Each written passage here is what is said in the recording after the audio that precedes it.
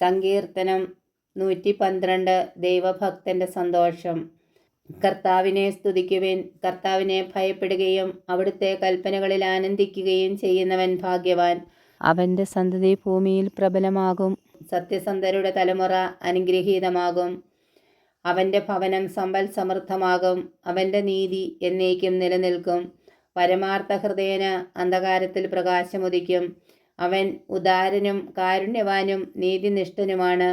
ഉദാരമായി വായ്പ കൊടുക്കുകയും നീതിയോടെ വ്യാപരിക്കുകയും ചെയ്യുന്നവന് നന്മ കൈവരും. നീതിമാന് ഒരിക്കലും ഇളക്കം തട്ടുകയില്ല. അവൻ്റെ സ്മരണ എന്നേക്കും നിലനിൽക്കും. ദുർവാർത്തകളെ അവൻ ഭയപ്പെടുകയില്ല. അവൻ്റെ ഹൃദയം അചഞ്ചലവും കർത്താവിൽ ആശ്രയിക്കുന്നതുമാണ്. അവൻ്റെ ഹൃദയം ദൃഢതയുള്ളതായിരിക്കും. അവൻ ഭയപ്പെടുകയില്ല. അവൻ ശത്രുക്കളുടെ പരാജയം കാണും.